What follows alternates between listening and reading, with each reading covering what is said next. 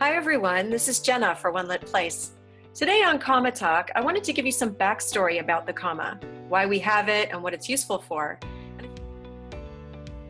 To impart a cohesive piece of information, we group words into units of information. You can have a single unit sentence, and it's very compact and cute, and it says everything that it needs to say. I like ice cream, perfectly fine sentence. Glasses help people see better, great. I don't want for more information. That's perfect, and it's one unit. Now, if you want to be a little more eloquent and have a longer sentence with more information in it, you can group multiple units of information inside of one sentence, and that's called a complex or compound sentence. So you'll see here, this is 3 units of information. Even though Elle has risen to the top of her field, I have never seen her be unkind to anyone, and that says a lot about her character. Human beings are naturally musical. It's built into our DNA, and we are drawn to lyrical writing as both writers and readers. So without even knowing you're doing it, you're probably shaking up the length of your sentences and doing a 1 unit, a 3 unit, a 2 unit, a 5 unit, a 1 unit, and you're creating a kind of music in your own right. It's pleasant for the writer, it's very pleasant for the reader, who is also enjoying that rise and fall of lyricism, and it's good for her eyes, it keeps them busy.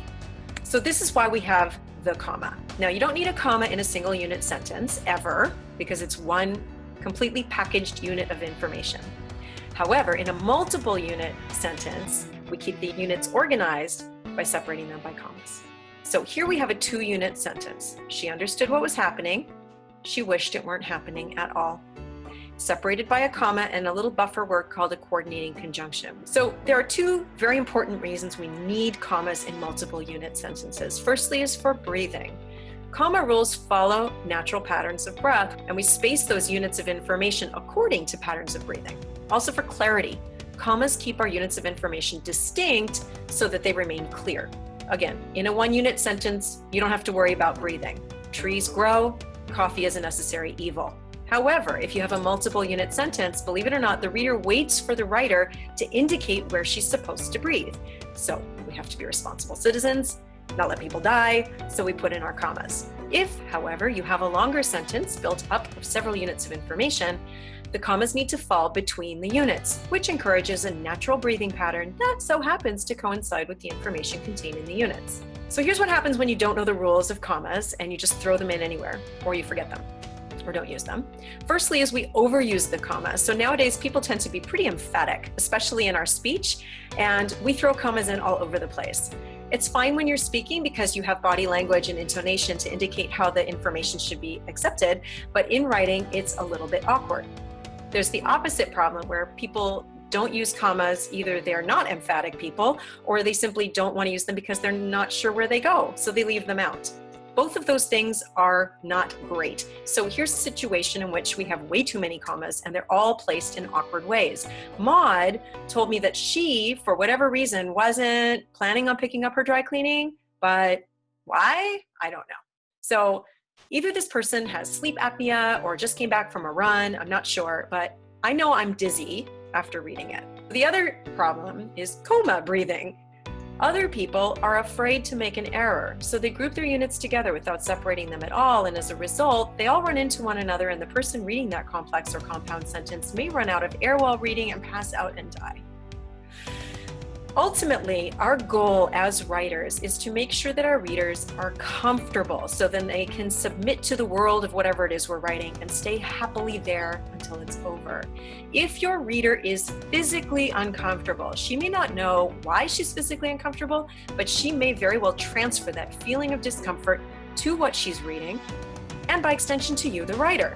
So in this era of selling ideas and selling products through our writing, we really want our readers to feel warmly toward us, and that means creating an environment where they feel physically comfortable. Now, all told, if you know the rules of the comma, you can have a long and winding sentence that has numerous units of information, and while it may take a twist or turn, if it is well punctuated, it will at least stay on grammatical track in the reader's thoughts, and the reader will live to read another day. So that's a 7-unit wingding. So we've discussed breathing. Now it's time to discuss clarity. Again, units of information must stay intact in order to make sense. If you break into the center of a unit of information, or if you merge units of information together, you may end up with a misreading. And you may have heard of certain court cases that have come up because of missing commas. For example, a dairy company in Portland, Maine may have to pay out up to $10 million because state law was written in such a way that there isn't a very important comma in one of the clauses. Rogers Media also had to pay out $1 million because of a missing comma.